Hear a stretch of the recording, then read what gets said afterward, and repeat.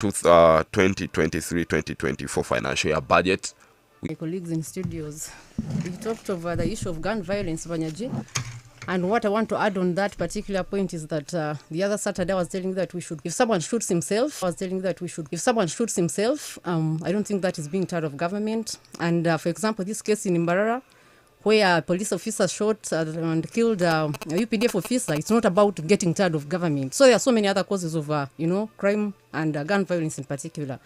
And then there is this issue of environment, Manyaji. I've told you that this should be a priority, not only in Uganda, but other East African countries and Africa at large, actually globally, because we've seen some of the, effects of this degradation of our environment.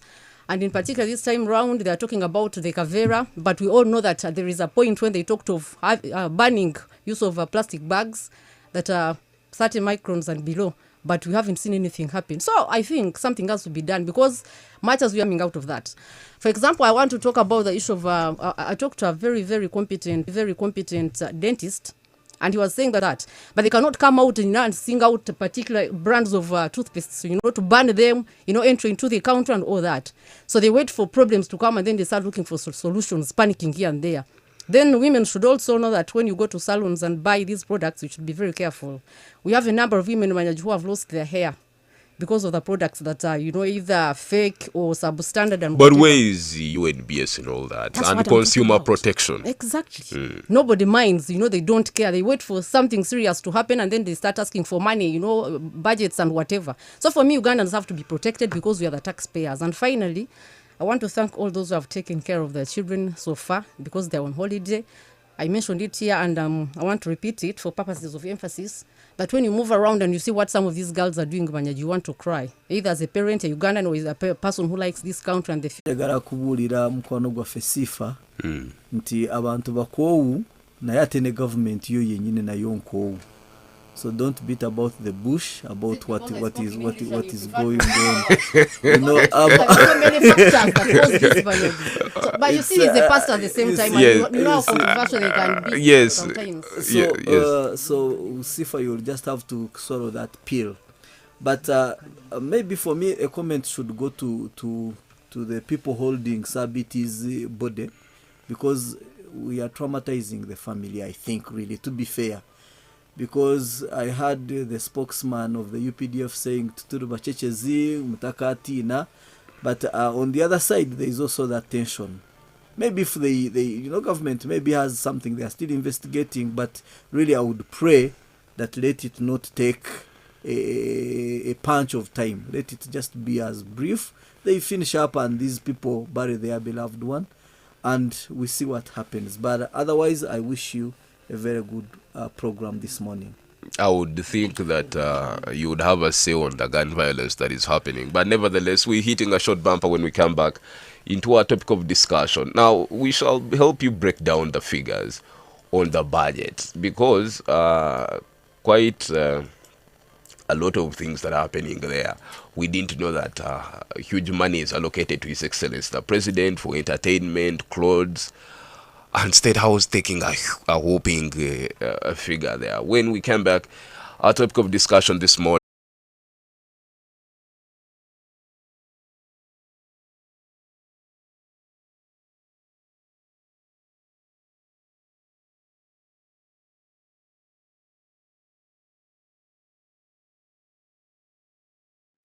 Bruce Wakunda and Peter Mpaka.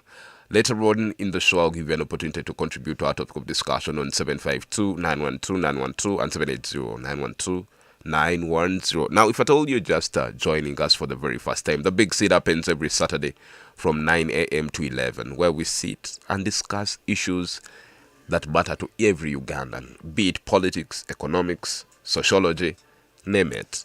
And this particular Saturday, I'm very excited because the edition is centering on what is most important for all of us, the budget. Now, you should know that there's been contestation in Parliament over the allocations of money on different sectors of our economy. You should know now that State House is allocated 239 billion shillings.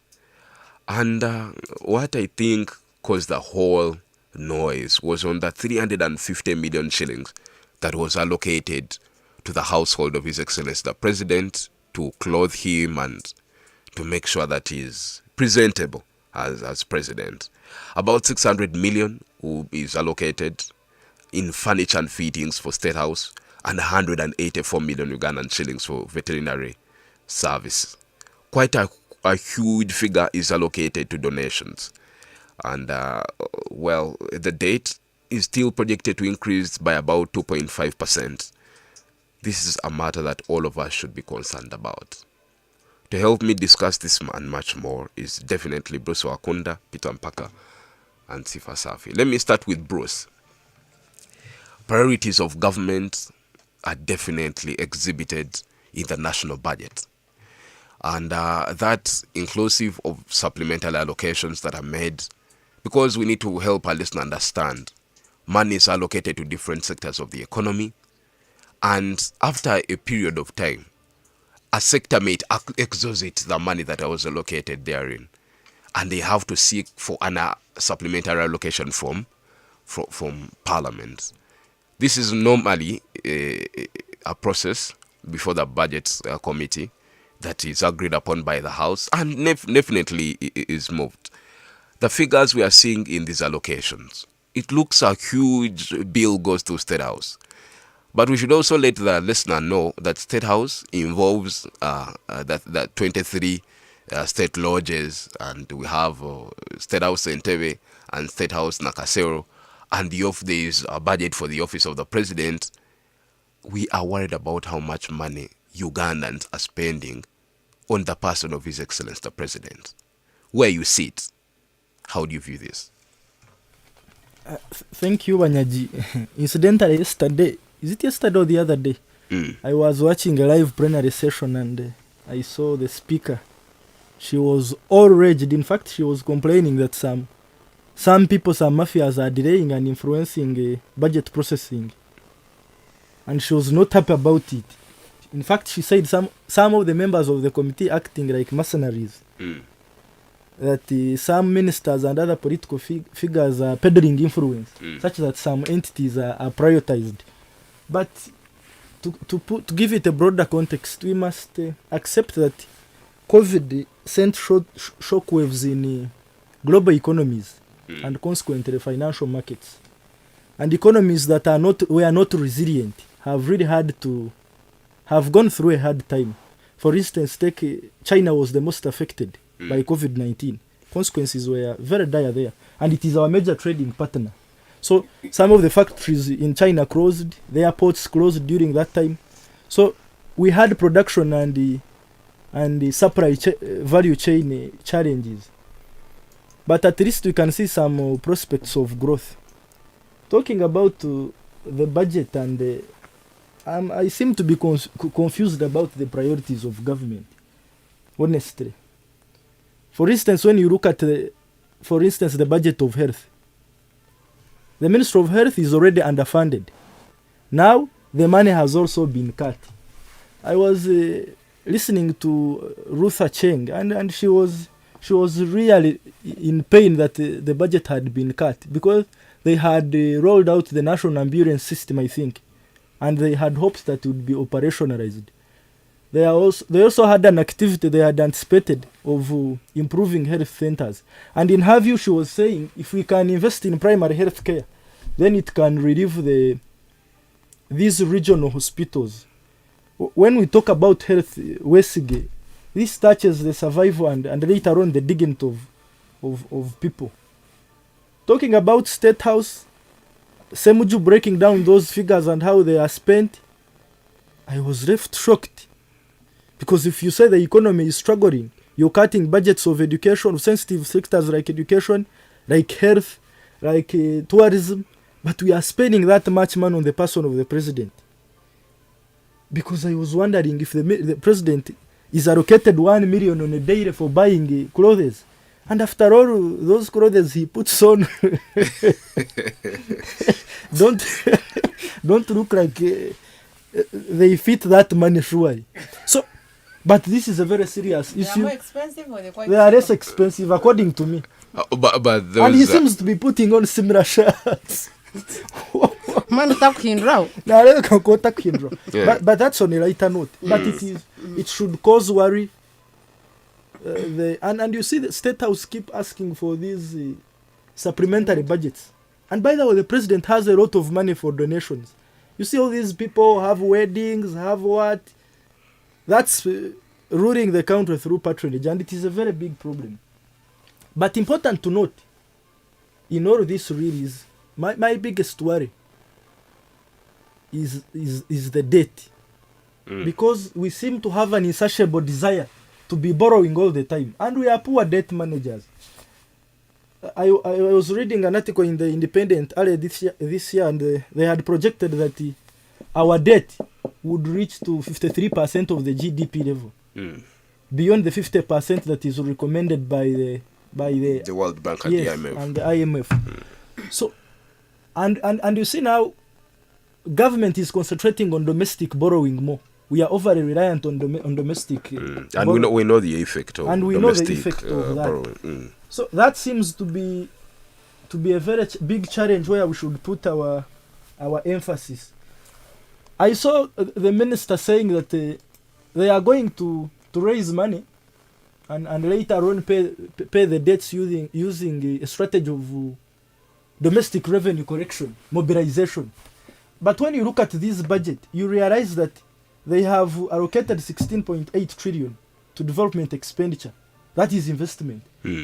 They have then devoted 25.16 trillion to recurrent expenditure. So how are they going to raise the revenue?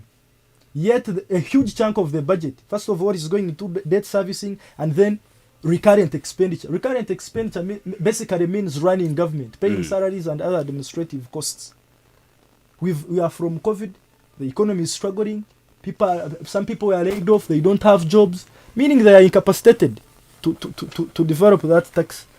My biggest worry is I have so much interest in tourism. And if you look at tourism, Westgate, it is government's largest foreign exchange earner. Before COVID, it was bringing in $1.6 billion, I think. And you can see it is already underfunded, and the budgets have also been cut. And tourism enthusiasts have been very clear, and they have been vibrant. UTB has always been asking for money for aggressive marketing and promotion of the country, then skilling people along with the tourism value chains. But it seems government is not listening to them, and I think they should listen to them and they should give them some money. Then education and agriculture. Even the budget for agriculture has been cut. The country is dependent on agriculture. It remains the largest employer of Ugandans. You know, farmers can do their part, but also government has a part to play. They need to invest in research, extension services, development of markets, and other things that the government should really put in emphasis. But again, you understand government. These are really competing priorities. You ask what should be the priorities. Looking at the resource envelope of the country, these are that's why you see, I think economists call it budget repurposing. You say money for agriculture is finished. Now we say let's go to tourism and recommit maybe 5 billion to agriculture and vice versa. Okay. So we must understand that and appreciate that. Okay, let me bring in Peter Mpaka at this point. Normally, what happens times when allocations are made, case in point is the money that is allocated to local governments.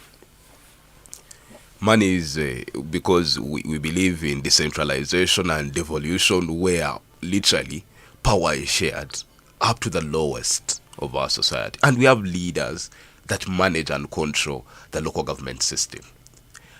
The problem comes in when money is allocated, because every financial year you realize there is a district that is reimbursing back money to government, to the consolidated fund. Why? It was underutilized, it was unutilized. And yet there are sectors that say money has been cut. We cannot be able to implement policies of government because we do not have the resources. On the other hand, you have people that are given money and literally cannot absorb these resources. What do you think is the mismatch, especially in local government? Because the issue will be, if roads are bad in Mbarara, council will tell you well, how much money do we get from the central government to be able to put up these roads, to even repair the feeder roads that we have? You've always come here to complain about the delays in roads construction here in Mbarara and other sectors of, our local economy. How do you think budgets can be used to first empower local governments? Because the only way we can feel government directly is through these local governments. Do you think in this in this budget, priority is focused on local governments so that there is good service delivery to the lowest mwananchi? Thank you, West J, and thank you, our dear listeners. The mismatch is the basic characteristics of the NRM government, which is mismanagement. And I will use this irony to kind of put it clear that when the Bushmen left the bush, actually they didn't leave the bush in the bush. They came with a bush, and they are managing us using bush methods. Stone Age. So I want to say that even the local councils themselves are part of the systems that are reimbursing or sending back money to the consolidated fund, yet we have unanswered problems within our local sectors themselves. So that simply indicates that there is whole mismanagement or lack of proper mismanagement by the whole government system, which calls for me, you see, Akunda has even been here lamenting and kind of, answering, speaking the way I should be speaking, because this is a person who supports the NRM. I expect him to defend the figures to the nail, to stand the ground the way it should be, to say they are doing the right thing. But even when he himself starts observing that things are wrong, I want to call upon the listeners and the people who are tuning into the big seat that let's understand that we are being wrongly mismanaged. Now, budget priorities. First of all, is to say that this is a 52.7 trillion budget.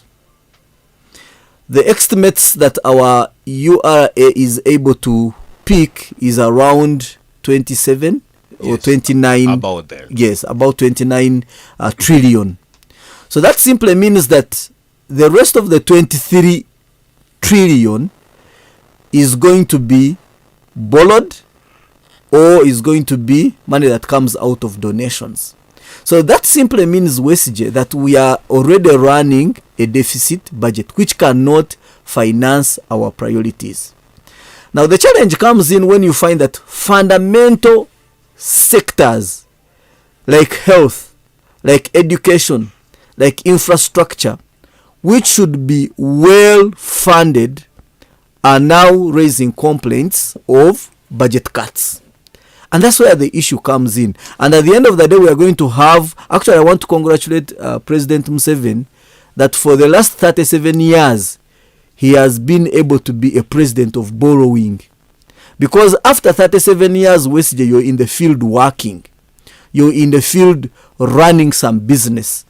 And after 37 years, you're borrowing for consumption. You see, we recently they passed a supplementary budget of about 4.4 trillion shillings to pay salaries of government workers. So that raises a lot of concern to us, the citizens, and to how much we can. Because if you're borrowing to consume, I think, like if you're taking a loan from the bank, to put it in layman's language, so that you go and buy a shirt, you take a loan so that you go and pay your maid, you take a loan so that you go and pay your shamba boy. I think that there is really a problem with your rate of production. But at least I can help you borrow. Yes. A benchmark from Kenya. Just recently, they were struggling to pay their civil and public servants. It was bad, and they were castigating President Ruto, saying that in the time of President Uhuru Kenyatta, the salaries were paid on time, but Uhuru was borrowing to pay salaries. And this man was saying, no, we must do it differently. There is no way in this economy we must borrow to pay recurrent expenditures. You see, the challenge is, I don't know what's wrong with our African governments and how we are managing our economies. Because for me, I think that fundamentally it is wrong for us to keep borrowing for consumption. We should be borrowing to invest in more production. But I think Ugandans, there are things that you find very difficult to talk about. How will government, if you say government shouldn't borrow, Yes. the only option that you're living with government is to tax. And then if government is able to introduce new bills in tax law so that you are able to contribute more into the consolidated fund, Ugandans are up in arms against government saying it's overtaxing the business community. It's the environment to doing business is now becoming more stifle, and it goes on and on. So what do you want government to do? If they cannot borrow, then they should levy more tax. No, the issue is we are taxing wrongly.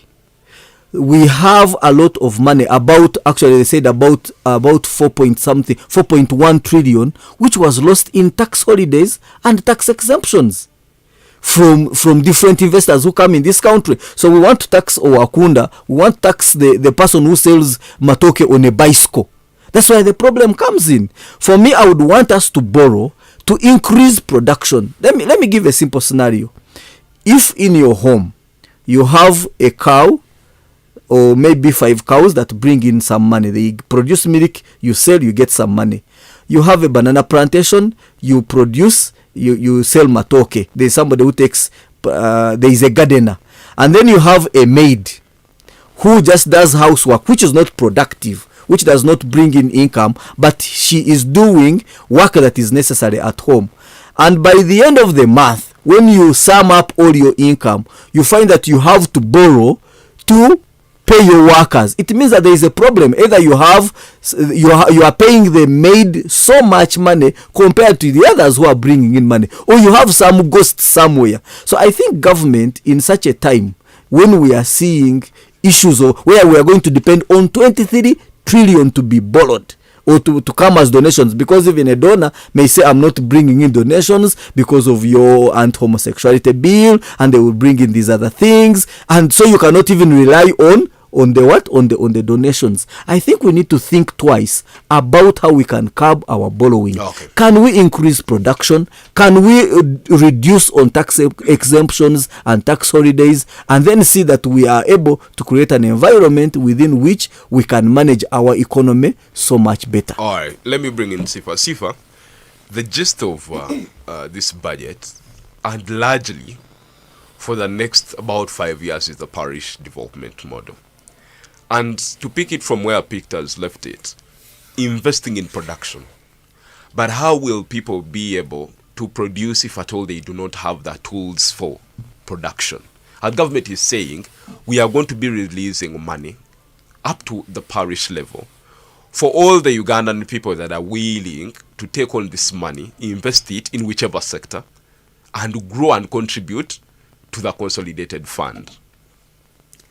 The other day, we saw a letter from His Excellency the President to the Speaker of Parliament, in fact the Prime Minister, on particular members of Parliament in their constituencies discouraging people from involving themselves in government programs.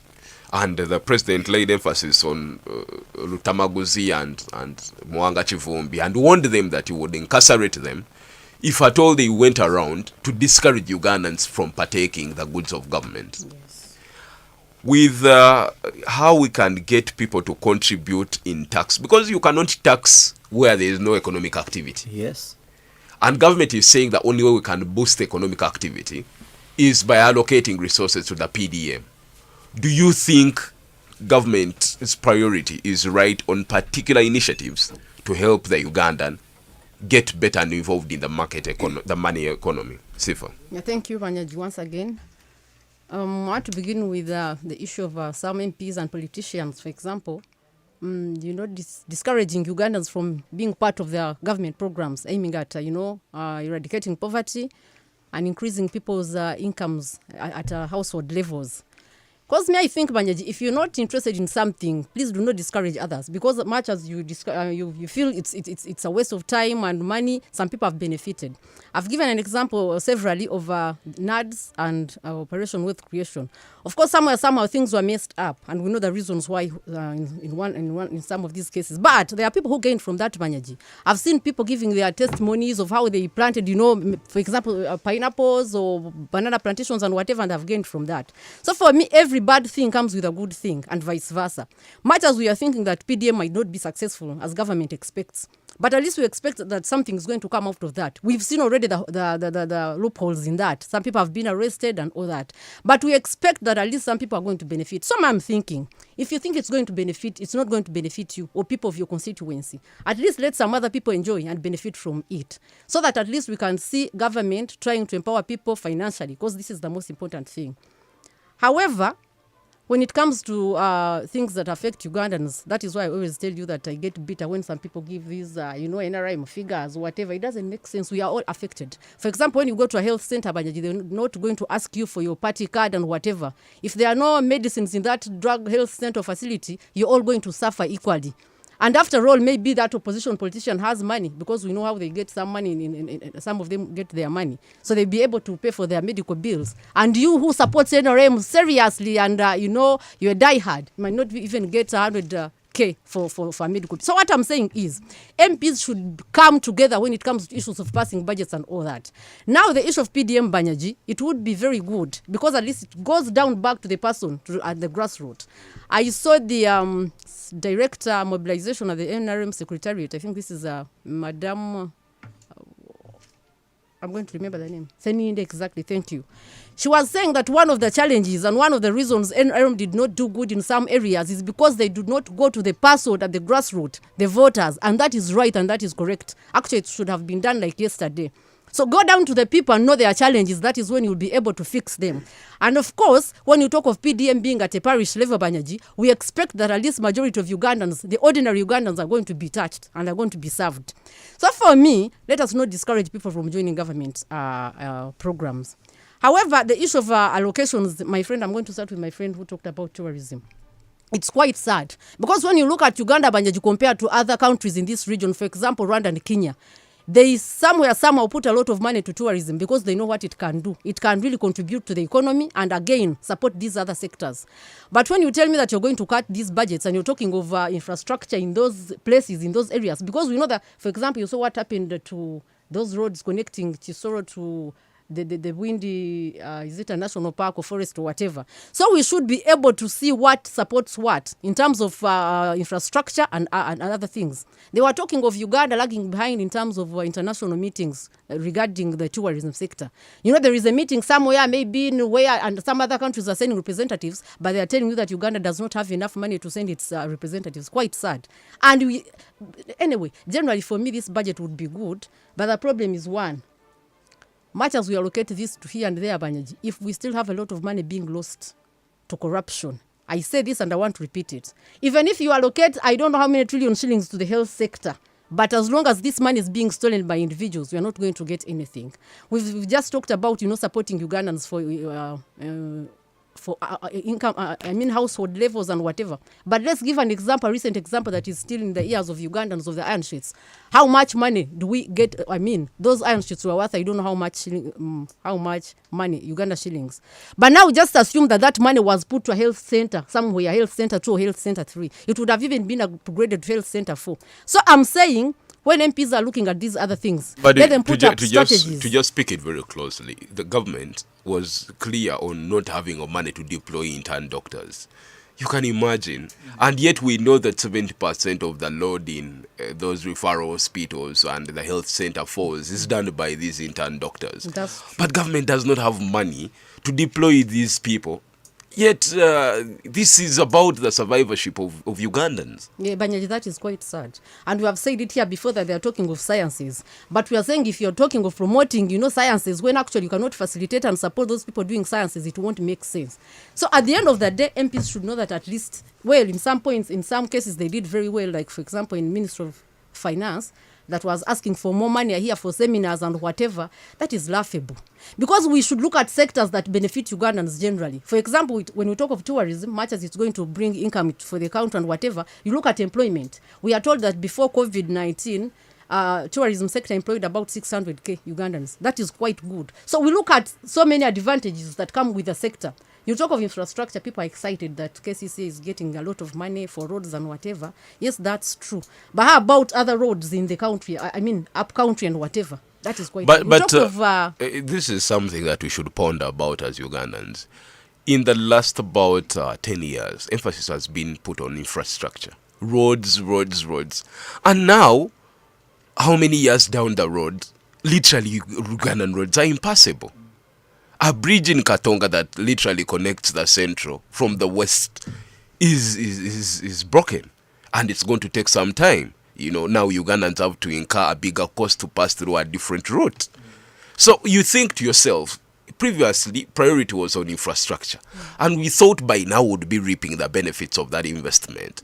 Sadly, this is now coming against us. So where should government lay emphasis? Because as Ugandans, we must be able to think of it. Where should government? Because if you're government, I'm an economist myself, and if at all I'm asked to advise government on where to put more money at, some of these things should be infrastructure. That's the truth. But how many years down the road we cannot reap the benefits of that investment? That is quite a good one, Wanyaji. And that is a concern of many Ugandans. You are telling us that a lot of money goes to infrastructure, roads, and they mentioned roads and the kilometers and whatever, and we cannot even comprehend the figures as ordinary Ugandans. But at the end of the day, before 2 years, I think it's because of substandard work, shoddy work that they do. And at the end of the day, someone will tell you that where do these contracts go to? Who are the people that are contracted to do these roads? Because it is my friend Peter in the, for example, Works Ministry, and they have Banyaji, a friend down there with the construction company that is even student qualified to do some of these roads, for example, the highways and whatever. So at the end of the day, MPs have an oversight role. They should be able to know how much has been spent on which road and what kind of a road has been constructed, the quality and all that.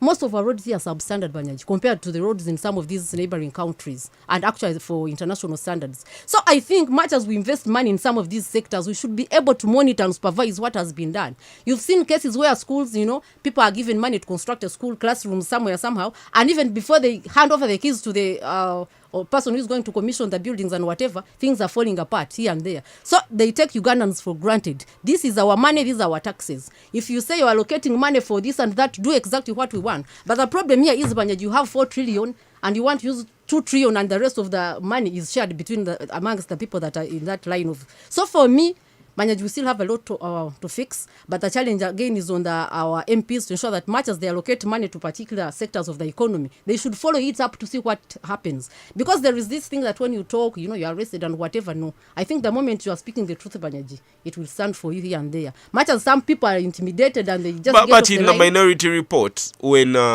people like Semuchunga and Mwanga Chivumbi come out to point out what they think is a discrepancy.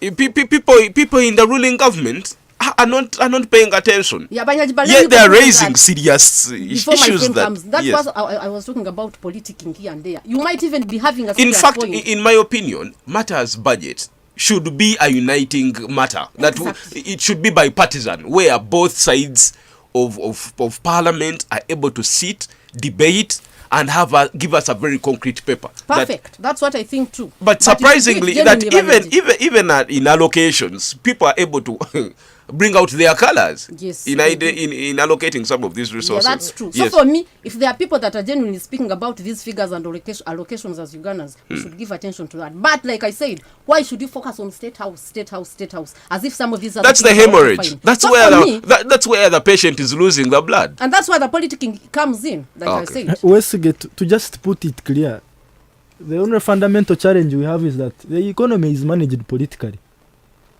Sadly. It is not economics. Unfortunately. It is simply politics. You touched a very Bush- sensitive and Bush point politics. about decentralization. It is lately becoming a fallacy, by the way. The way it was popularized and promoted here, that it would be a vehicle through which service delivery would reach the people, and it had done well in the first years. But now you reach local governments, they don't even have money for councillors to drink water. What do you expect? And the president is being very clever here as a leader. He knows to have power you must concentrate it, not to decentralize it. The power must be at the center. You must be the man in charge. So he's being a clever leader, and it is very sad for me. Because it's working against us as a country. You're praising him at one point. Because Yes, we shall find ourselves at a point that is irredeemable. yes. We are going to lose the economy if the president doesn't come out. But And do what also, he's supposed to do. Owakonda, before we blame the central government, how much is Mbarara as a city collecting? Because we must debate that. We have cities like Soroti, like Masaka, that are way behind us, but make better allocation, better contribution to the national coffers. And here in Mbarara, the tax remittance to the central government is negligible.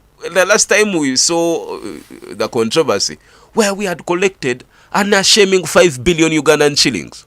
Can you imagine? 5 billion Mbarara city, you see. So how about that now? Of course, that's also a very big point, and like I pointed out, cities also local governments must also start making money, and even the little money that we make, even at district levels, it is also not utilized. You can imagine even the little money you hear that it has gone back. You pointed it out. Yes. For instance, I think it is like 2 or 3 consecutive times now. You hear that money in Kazo has gone back. Yet people have no health centers. There is no health center 3 here. People are struggling here with health issues. And you hear that money has gone back. And you wonder. So these are issues at every level, be it at the central level government, even at the local governments. We need to put the house in order. All right. Now, we're going for a short break. When we come back, there are 2 things we are going to interrogate. First, the lion in the room, classified expenditures. That is something that we are going to be looking at. But also, take a revision of that change from what we would anticipate and wait for the Minister of Finance to read. The whole country was glued on TVs and radios to listen to the different allocations.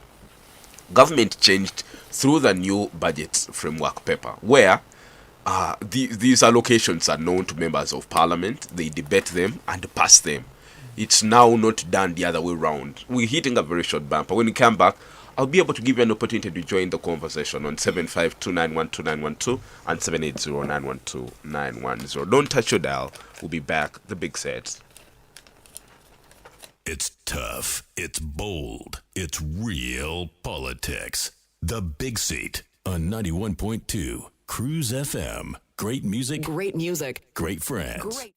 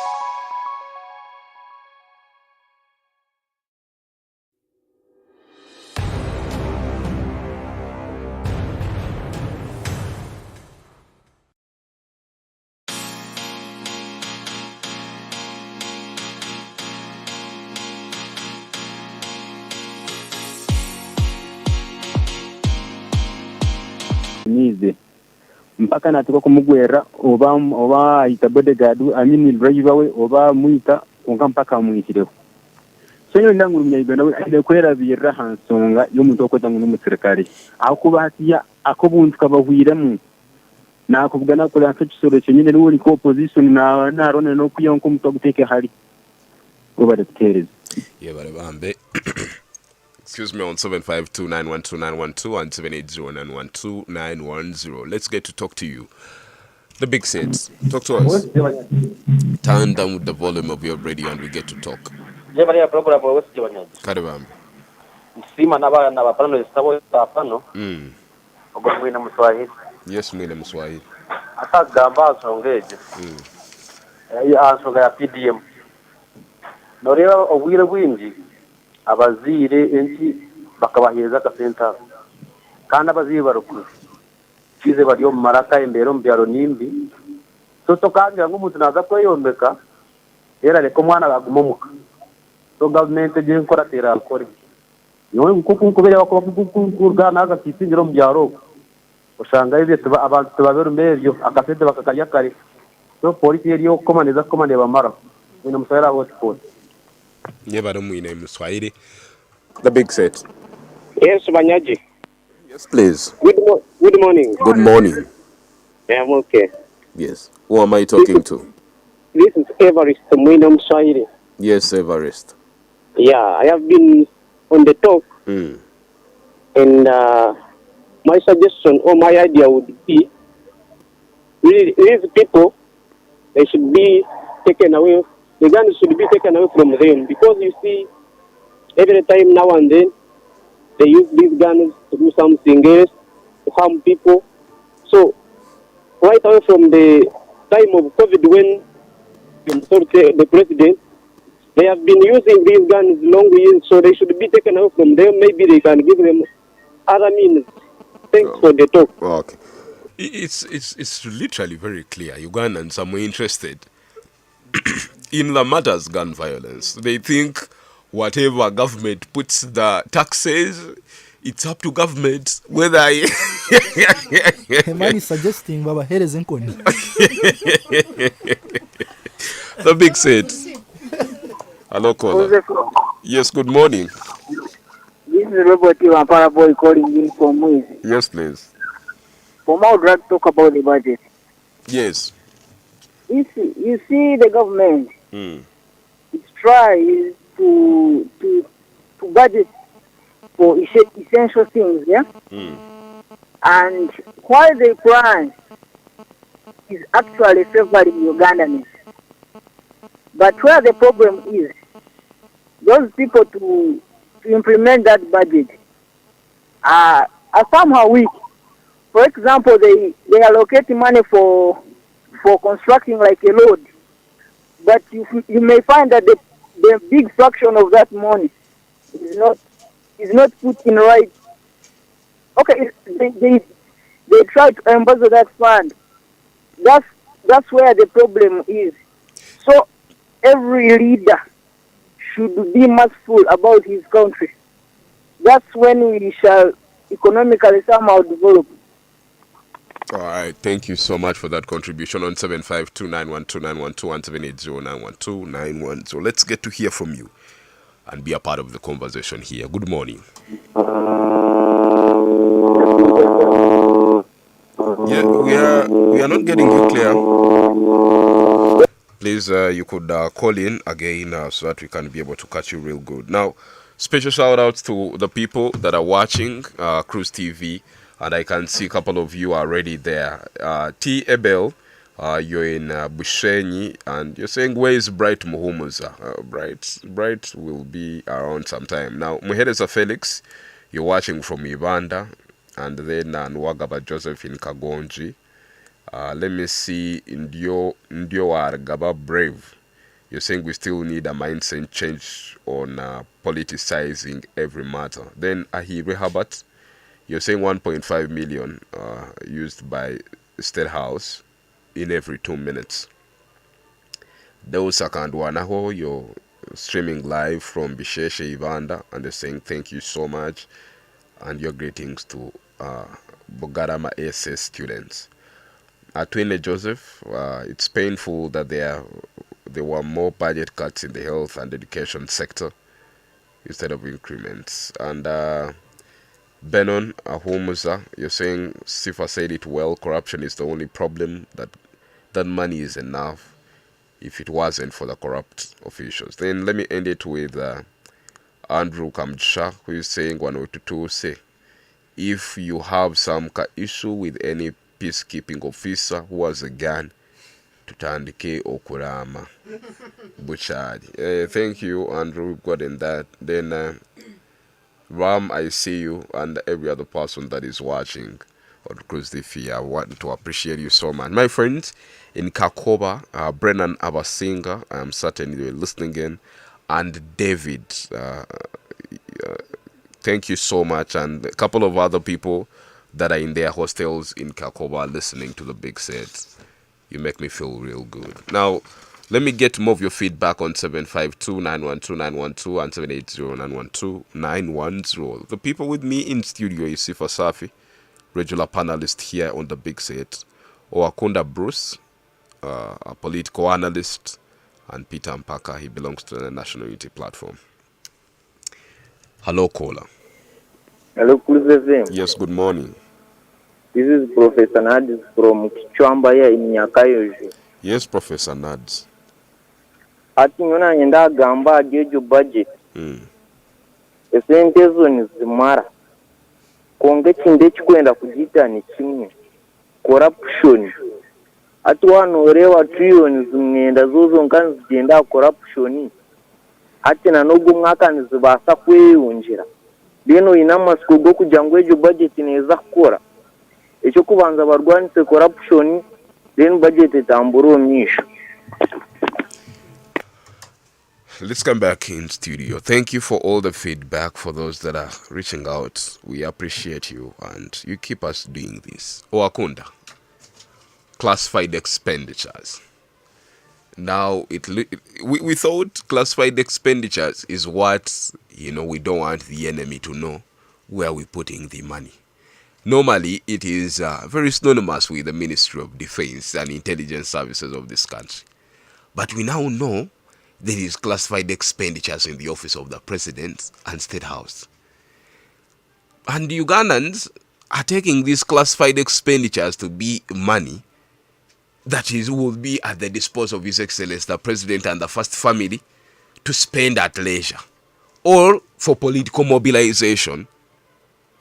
How do you read of these classified expenditures? Should we take it at face value that indeed it's for the interest of protecting Ugandans against external aggression? Wakunda. Well, like you have said, the expenditure is classified. So I'm not an authority to say how it is used because it is classified. I'm not privy to that information. But whether we should take it for face value, of course not.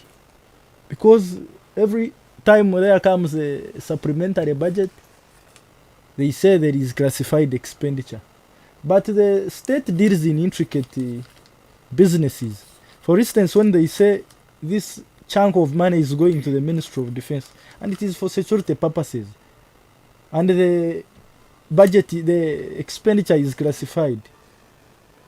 For instance, when they say we are at loggerheads with Rwanda and they need to do intelligence, they will not come and say this chunk of money, maybe 500 million, is going to do intelligence against Rwanda. So I think for security purposes, that is why they say it is classified. But you cannot rule out other motives. It can be used for political mobilization. Who knows? Who knows? So I can't rule out. But my issue is this growing appetite for supplementary budgets.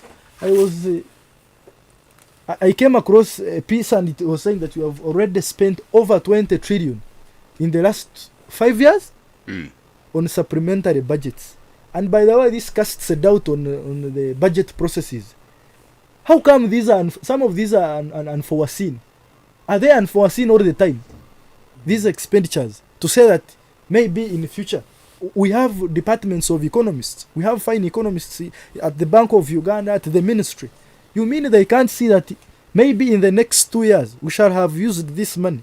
Perhaps it's a matter of indiscipline, because it's also a matter that we can look at. Yes, it boils back to the that fiscal indiscipline and monetary indiscipline in Yes. these MDAs. It goes back to fiscal and monetary indiscipline. But supplementary budgets have become supplementary budgets. I don't know what we are going to do for the supplementary budgets, surely. Okay, let me bring in Peter. Peter, is this our budget? Because me, who grew up in the 90s, I remember budget day very well. Yes. Very well. We were ardent listeners on radio to look out for how much government has allocated in these different sectors. And we owned that budget. Do you think Ugandans now, even in budget appropriations, because by law, Ugandans are given an opportunity to actually convey their message or their opinion on such matters. Yes. You are given an opportunity to go before the budget committee, and you think of where government should put the money. Actually, Westgate would be shocked. Even the MPs that have the mandate to appropriate and pass these budgets, if you sampled and brought 10 here and you ask them to break down the budgets, they also don't know. They cannot elaborate about it. They can't break down those figures. So on the reception of this as our budget as Ugandans, do you feel detached? Do you think this is a matter of Museveni and the executive and parliament? How do you think Ugandans, because we heard it from the calls, it looks like Ugandans are more concerned about other things and nothing to do with this appropriation. Yes, it's very true. This budget system or process has turned into a routine, has turned into something that Ugandans, even when you look at it by itself, it looks like the figures are not achievable. They look like over-ambitious figures, and they are over-ambitious because of the classified expenditure and money that is hidden down there that they don't want us, the common people, to come to understand.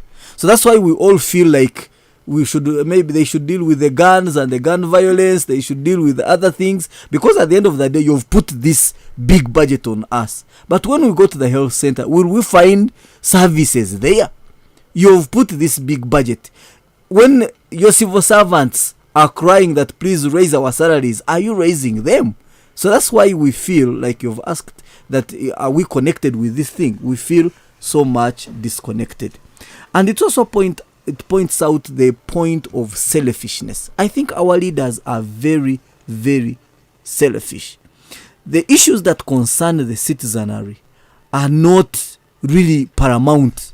Let's go there, go through the process, raise this, raise that, put up, then the president will come and pass, parliament will pass, and we go on.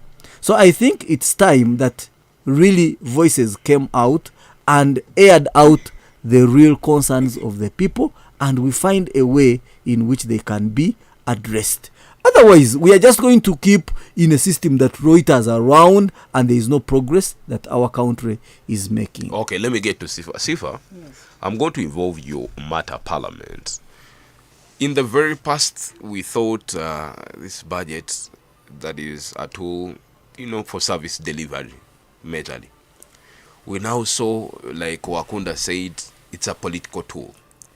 We know the August House made of 529 members of Parliament.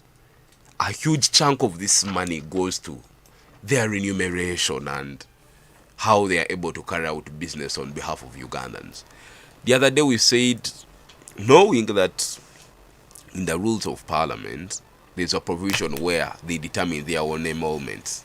The law enables them to determine their own emoluments. And we heard from time and again His Excellency the President saying how I'm going to put a stop on the indiscipline of Parliament. Almost $1 billion is spent every time Parliament sits. Yes. So the indiscipline at Parliament, how much money are they using to fly for benchmarking and best practices in other jurisdictions? The conduct of members of Parliament the other day. We saw a female member of Parliament busy massaging colleagues. So these are the people that are charged with appropriation and budgeting processes. Should we take this process to be exactly the magic bullet that can take Ugandans out of poverty, because that's the narrative. Ugandans will get out of poverty. How? By the national plan, development plans, and we know them. They come out in phases, and they're only implemented through these allocations. At where these institutions that are mandated to make sure there is success in budget allocations, are they doing their best? Is there promotion of frugality within the different MDAs so that Ugandans get value for money? Because the taxation is you and I who are going to meet, these expectations from government. Yeah, actually, when people say that, especially opposition politicians, when they say that people are tired, somehow, I don't disagree totally with Mr. Peter. And one of the reasons for me is they are not tired of Museveni. I've said this severally. That is why, for me, I tell you that it's not about NRM. It's about President Museveni is the superintendent. Wait a moment. Yes. Banyajis, for me, it's about individuals. I've said this here, and I'm proud of that. For example, why can't he deal with those individuals? He is the CEO of the country. Why can't he deal with those There's something individuals? I'm trying to come up with. So for me, Banyaji, it's about individuals. We have some very good people in NRM. They have been either, covered up by these bad ones, I don't know. If we had about 5 Musevenis in this country, Banyaji, not even in this country, in Africa would be very good. Because look, I want to give specifically the example of emoluments by MPs. Yes. He has been beat on the same. And remember I think, some month ago, back this year, they were ready to, come up on concession that they want to increase their money and whatever. He said, no, please. You can see what the economy is going through. You can see what you're going to... So he said no to that. And I'm thinking if it was any other president, for purposes of politics and votes and whatever, you'd have even gone with them. So for me, someone callers were saying that Ugandans, our leaders are not patriotic. And exactly that's the problem. Because when it comes to eating, kuba kuzom parliament banu batensa bintu byokurya tarmu yellow, tarmu red, tarmu green. Nibichiruzana baryo. Kuba kuja ngwe musara ni I've not, that's why I said that same Junganda Honorable and Mr. Mwanga Chivumbi, yes, they had points. But when it comes to their personal emoluments and benefits, why don't they come out and speak? For me, I told you that people want alternatives. Okay, let's presume Mwanga Chivumbi and Semujunganda have made proposals on reduction of emoluments. Just like we had Kawashara here, proposed reduction on constituencies. How far will it go? It does. It depends on how you convince your fellow legislators. How many will be convinced anyway? That's the point. So we are saying those people at the top are not patriotic enough. So that is why Ugandans are not interested. You talked of budgets in the past. People would sit, attentively to listen to every nitty-gritty of the budget. But this time round, they are not interested. Cancer Institute, Ministry of Health budget. I mean, what is going to for example, NMS, whatever, that is what people want to listen to. But when you start reading those figures and whatever, we don't even understand. I told you that even MPs themselves do not understand this. Let's stop for a break. When we come back, we shall be getting more into that. Good morning. It's tough. It's bold. It's real politics. The Big Seat on 91.2 Cruise FM. Great music. Great music. Great friends.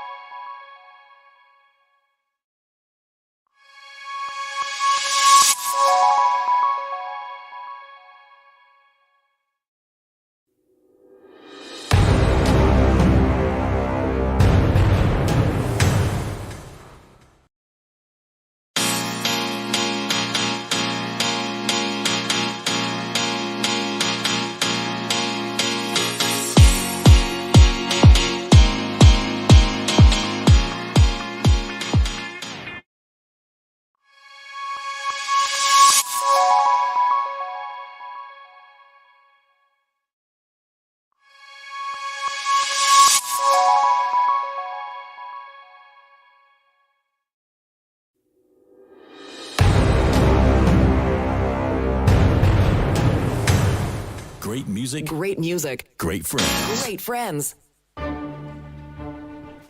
It's a perfect stretch right here on Western Uganda's biggest radio station, 91.2 Cruise FM. Great music. With friends, 24 minutes past 10 o'clock. The conversation this morning is on the national budget, financial year 2023-2024, 52.7 trillion Ugandan shillings. And you and I and other Ugandans are projected to contribute to that budget to a tune of about 29 trillion, 27. It oscillates between 27 to 29 trillion shillings, and that's a good percentage of a budget. So we must be proud as Ugandans that even when we get so many donations and grants and budget support, there's a couple of good resources that we are able to generate domestically to support, governments really to run business. We want to hear from you on this conversation. If I told you an economist, you are an expert, matters budget, we want to hear from you. Call in on 752-912-912 and 780-912-910. Now, I have a message from Royal Form. Excuse me. Get ready for an exciting opportunity to win amazing prizes with Royal Form. Purchase a Royal Form mattress and fill out the lucky draw coupon provided by our agents. You will be able to enter a third monthly draw that will take place today, the 20th day of 2023 at Mbara Independence Park. So make your way to the Independence Park and you'll be able to get yourself into that draw to win yourself a couple of goodies. Now, the prizes are inclusive of a Mercedes-Benz. Did you hear that? Mercedes-Benz. Motorcycles, flat screens, pressure cookers, fridges, mattresses, cash, and so much more. Don't miss out on this incredible opportunity. Now take a chance and purchase yourself a Royal Form mattress today and get a chance to win courtesy of Royal Form mattress. And they are located, if you want a Royal Form mattress, opposite UBA Bank at a High Street. That is the message that I have for you. Go and win yourself a couple of goodies. I think I'll be part of that because I'm tired of walking. That Mercedes may be my way. Now on 752-912-912 and 780-912-910. With me in studio is Bruce Wakunda, Sifa Safi, and Peter Mpaka. The conversation keeps going on. Unfortunately, today we've been having a technical glitch on our social media platforms. So you'll forgive me for that. You will not be able to send the messages there. But now you can call in. Maybe go... Yes, I'm going to give you an opportunity. Go to Cruise TV. You'll be able to view and drop your comment there. I'll be able to read some of that. Yes, Sifa. Yes, we are talking about leaders that are not patriotic and the quality of leaders actually. We talked of MPs, but then again, even local leaders. We've had cases, even here in Mbarara, where because about 2-3 councillors are bickering here and there, they're infighting for whatever reasons, then the money goes back to the consolidated fund because they are not able to utilize it, or maybe they have underutilized it. You can imagine, for example, Mbarara, the problems that you can see. The garbage collection, the lighting, the roads and the bridges. And then you tell me that money has gone back to the consolidated fund. So that means these people are not focusing on service delivery for Ugandans, but rather selfish intentions. And some of these local leaders, for example, in some districts, they say that they are delays by the Ministry of Finance to release money to districts. But then according to the districts, these quarterly releases are timely. And they're saying that if there are any delays, it's because that money is going through particular ministries. So for me, they give all sorts of excuses not to serve Ugandans. And that is why people are bitter. For example, when you go to Central Market Manyaji, they will tell you we pay for this, we pay for that, security, garbage collection and whatever. But then at the end of the day, they tell you that we have not had people collecting garbage for quite a long time. That means they will not be willing and ready to pay taxes because they don't see value for their money. What we are saying is Ugandans, I don't know what they're going to do, but the quality of leaders really matters. We had callers here saying that they are not patriotic, and that's why all that happens. But someone who has this country at heart cannot steal all that amount of money for health, for whatever, and all that. And I mean, you cannot even ask for money for travels and whatever when you know that the country is not doing well in terms of the economy. But you see, we are in a country where doing right is the outlier, is the indifferent. Not necessarily. Because I know for sure, if you call for excellence in this country, where people do what is right all the time, you're rebuked. People think you have a problem. So if at all you're working with colleagues in the different MDAs, and you think we should go ahead and do good for this country. I remember You'll be killed, you'll be suppressed, you'll be persecuted, you'll be discriminated, you know. Not necessarily. Yes. You remember when we were discussing about the Mabati saga? By the way, where did it end? These Who people knows? are sometimes right to steal because they know they can get away with it. But Logoro is a deputy minister in the Ministry of Finance. He's very busy in appropriations. So you see, no, but I mentioned that we have leaders who lack dignity. Dignity is simply doing what is right, not what is convenient. Yes. That simply we have leaders who lack dignity. They no patriotism, no spirit of service. It is about them and their wealth and their families. Simple. And anyway, we were talking about cutting the budget of Ministry of Health. We have been seeing medical tourism. Eri Tumwine died from abroad, Oranya from abroad, Keith Mahakan is from abroad, Motebere from abroad, Rokodo from abroad. After all, they know they can afford these flights and go to these high-end hospitals. So they don't feel the pride for the ordinary people. They are covered. Even this money they steal. It facilitates them to have a comfortable living. So if you never yes, so Kunda, by the if I may add on, if you, for example, Banyad, if you talked about, education, adding a lot of money to education and whatever, they are not bothered because while you are fighting for 500k for your daughter to go to some other school, for them they can fly their daughters and sons abroad and whatever. But Safi, Ugandans are saying, stop the double standards and the pretense. General Museveni is operating a 296 billion budget. In the office, in State House. Why don't we start the discipline from there? Personally, a lot of money is charged to his household. That's true. But we should be concerned. The turnover of vehicles of His Excellency the President, the health budget. How many people are tasked to do small tasks in State House, and they are paid chunks of money? How about the discipline starts from the CEO of this country? Personally, this is my view. Let's not bypass it. And I wish we had a person to break down everything in that budget for State House, because we don't know as we speak. We have a general amount that we have these billions of shillings. But I wish we had someone who would tell us that this money goes to this money goes to that. And like someone said, for me, when it comes to issues of intelligence and security, I don't want to, argue a lot, because I know we are not experts in that field, but at the same time, like my friend said, we are not going to be given every detail about the security of the country. So for me, issues of defense and security, I don't care. Let us focus on this money that is being stolen. Let us focus on these allowances and whatever. Otherwise, for example, the gender ministry was asking for more money, and they were saying that they want to mobilize the community. I don't know how, I don't know for what, I don't know where. Because when you talk of mobilization, there are other people that can mobilize even much better than the ministry itself. The environment ministry, for example, the water and environment ministry was saying that they want more money, to increase and issues of wetlands and whatever. But my question is, so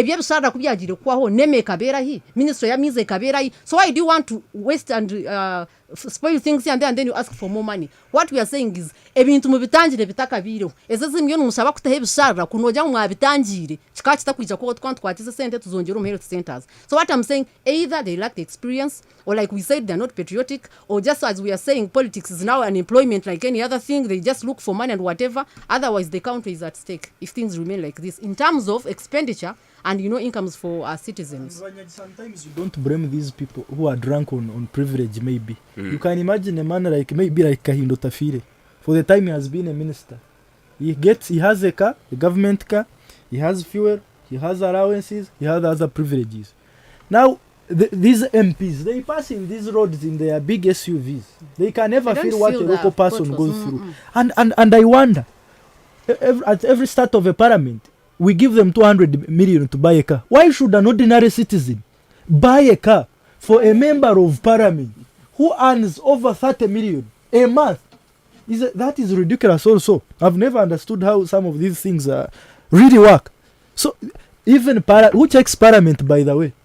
Who checks it? We check themselves. Before we talk about State House. Well, now it's an arm of government. Yes. The executive definitely has a bearing. These people that appropriate these budgets and pass them, who checks them? They are also a big liability. Every time a parliament sits, for a parliamentary sitting, we spend over 1 billion shillings.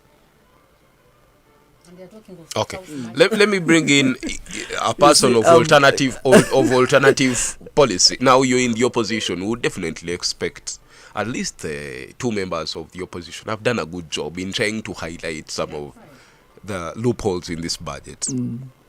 How different would the budget for the NUP be, especially on prioritization of the different sectors within the economy?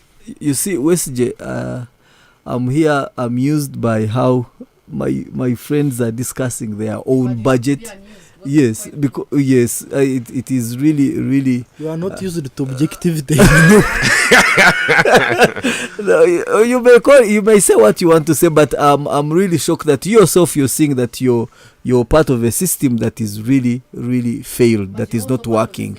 We are not part of the system. That's why the question I've been asked. That's why the question I've been asked is, what alternatives would you have or would you present?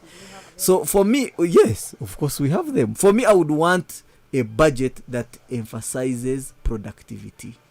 But that is PDM. No, PDM is not productive. It's not. It is not. What is it? It is not. It is just money being given to people in the yellow book for their political mobilization. We know that. Okay. No, am I lying? Those circles. If we ask the real circles of Mana, they are not getting this money. It is people who are connected to the civil service that are able even to access this money. So what am I saying? What am I saying is, government is going to come squeezing you to finance this budget. But for you, what are you doing that brings money into your pockets? I think for me, let me go micro rather than this whole macro thing of parliament, of state house, because after all, we may not even change anything unless we are able. But you see, Ugandans don't be operate. Productive. Ugandans don't operate in isolation. Yes. There is no way you can create your own island. You work within these whole principles of economics. Yes. That as money moves around, yes, some will trickle in your pocket. But if at all no money is moving around, your pocket may remain dry, yes, as long as it can. Yes, be. I understand. But if by the time money comes to you, in the saturation cycle, you're an economist, you understand those things better maybe than myself. But what will that money find you doing that is productive? Because it may come and all you do is spend it. All you do is waste it. All you do is put it into things that are not productive. And at the end of the day, you find that you're not making any step. And that's what we say, that this government is not making any step. That even after 37 years in charge, you are still borrowing for consumption. I think it is something which we need to reflect on. We cannot keep in this system. We need to find ways of investing our money so that it can be able. And by the way, one of the initiatives which I would want to these people to iron out, actually even to praise, is the initiative of Ruawogo. Or Drake Ruawogo on export promotion, on going out of the country to look for markets. I think that's one of the things that really should be on the floor on the floor. But you see, sadly, when you go as Ruawogo and Amos Sigwekesa are busy traversing Europe and Asia to pick out markets, you will listen to the budgets. You will listen to how much money they are spending trying to promote. I can tell you the budget will be bigger than an institution of government that is mandated for export promotion. I can tell you, yes, as we have Uganda Export Promotions Board, whatever, and the Tourism Board and all those things. I can tell you, and the Uganda Investment Authority. The money that is budgeted for Uganda Investment Authority, yes, will be lesser than what Ruawogo and Amos and the other clique of people that are going across the world. That point is where we talked about monetary indiscipline. Yes. This duplication of agencies and duplication of roads. The other time they even formed a new thing for Nakari. Yes. I hear investor protection. Investor protection, yes. Now you have Ruawogo doing his things. No, because the complaint was, as Ruawogo is enticing investors to come and invest here, they are being blocked by mafias and power brokers in the Ministry of Finance and Trade and the President's office. And the President is saying, now let me nip that let me take it away, By by bringing creating an Nakalema. agency headed by Nakalema. 6 bodies No, doing the same yes. with the workers and salaries. I think patriotism now comes in, but also Ugandans, I think we should arm ourselves to overhaul this whole thing of the NRM and President Museveni, because the duplication of roles. Whereas I'm here praising Rwawogo, because on the other side, me, I think he's doing something positive. Then you have Investment Authority and Ministry of Finance fighting Rwawogo under the same system. So I think for us, we need a clean leadership, or NRM itself. No, or NRM itself needs to reflect on themselves, and government needs to reflect on themselves. So that, but for me, let my point be taken. Sadly, you've not told the listeners of what different will do. Let me. No, I've said it. I've said it. I've said Well, it. we were waiting for you to say me, it. my point to drive home is, my dear friend who is listening to us, try and make sure that your assets outweigh your liabilities. Try to make sure that should they do you're it? producing something. Make sure you're producing something that can. If you have a piece of plot, can you buy maybe one cow and see how it works? No, it's not for the rich people. Even you, Wakunda. That's when in opposition. Yes. Let me tell you something. You see, there is a People are difference. living below $1 a day. Yes. Okay. There is a difference, Even Mr. still. Peter, between analyzing and opposing. And for you, I'm not surprised. You're an opposition figure, and that's what you have to do. It's just like when you have a co-wife, and all the time you praise her for being smart, for being clean, for being hardworking, people will take you for a fool. So exactly that's what you have to do. But I'm very happy that me and my brother, we are not just trying to support everything, but we highlighted where things went wrong and where things were perfect. But both For of you example, are when cowards enough Why are you not talking to about say cowards? let's overhaul the system and create a But new why should you establishment. force us to say what we don't think is right? Westgate, there has never been an impeccable system. A system Overholding? can't be perfect. As long as there is This that is not human even near element. perfect. And then As long as there is that human Banyaji, element. Then how do you revise the system? No. Banyaji, Because what I was it saying- is not a guarantee, Exactly. or We it is should not a suggest given things, that but when we should. when we put Peter Mpaka in government. What is going to happen? Are you going to bring things from Mars? Because I told so you. for me, Banyaji, It's tough. It's bold. It's real politics. The Big Seat on 91.2 Cruise FM.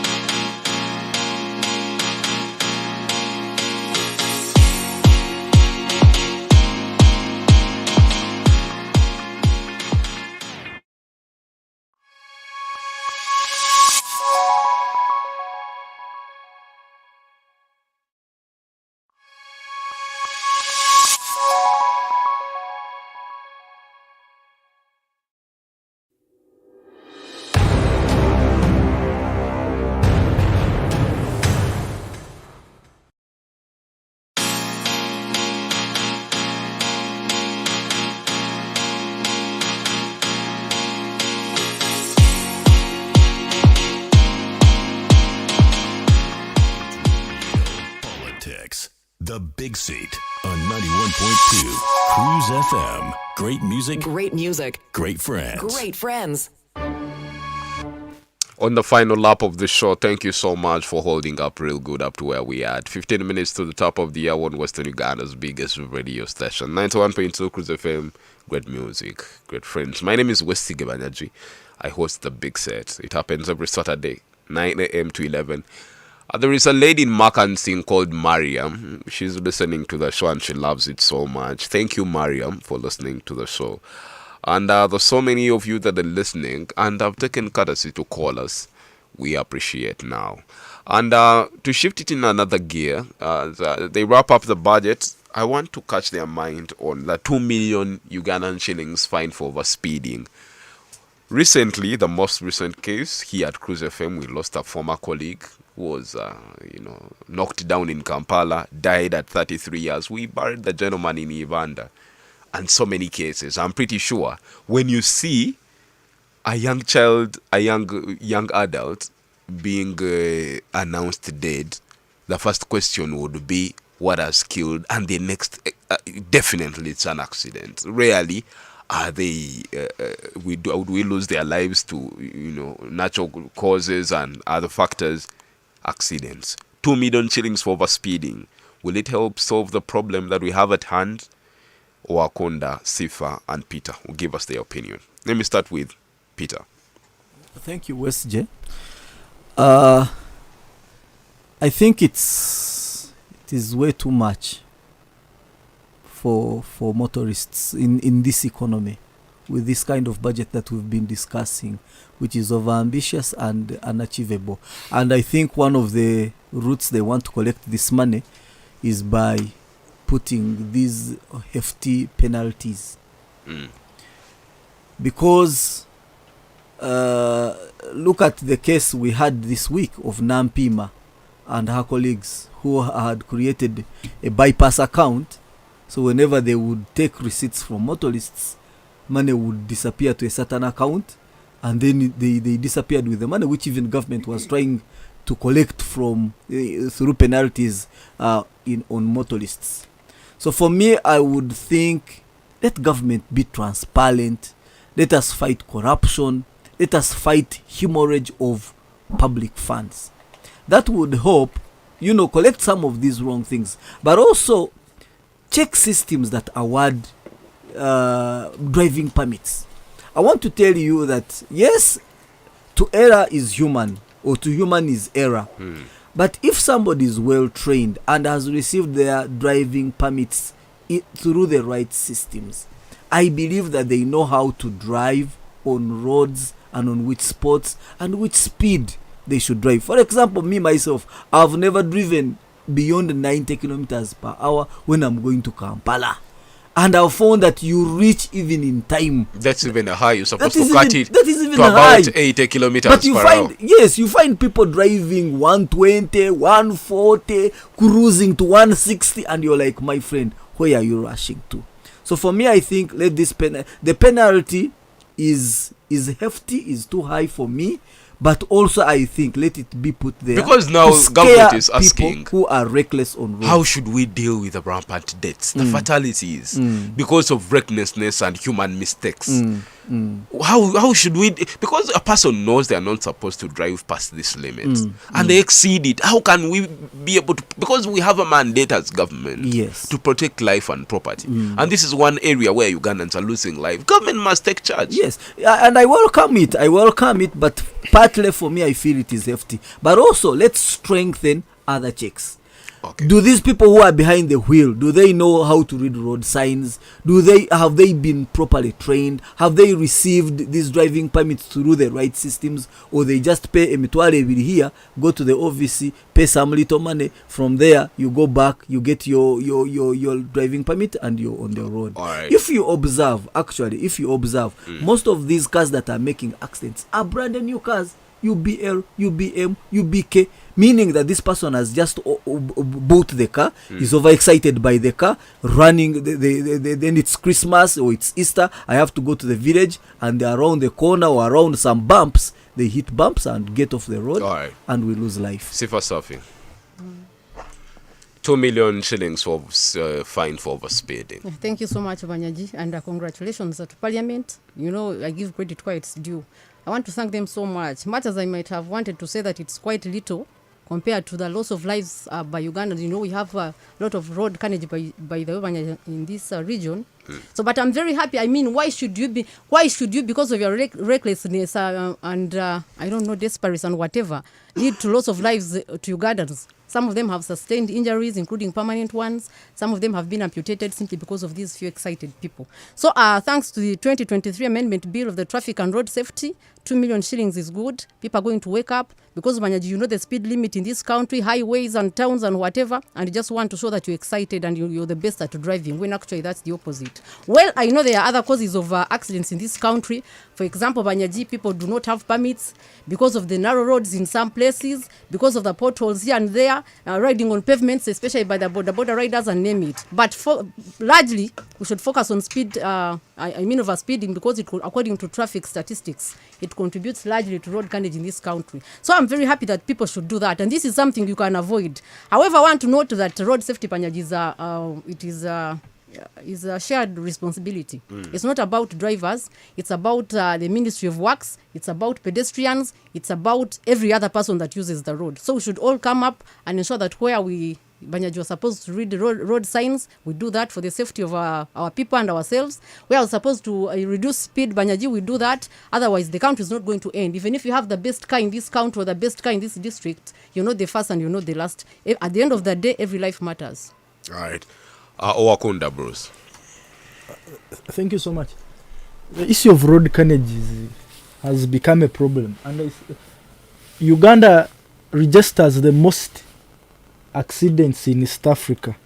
So I think we should take it seriously. 2 million, research says that almost 93% of the people 14 million people in Uganda have bank accounts.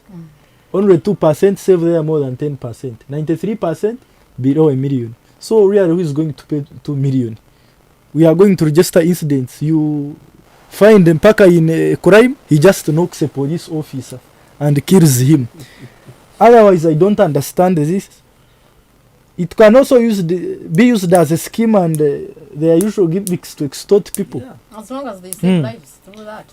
They are trying to negotiate for better bribes, because this EPS system of tickets.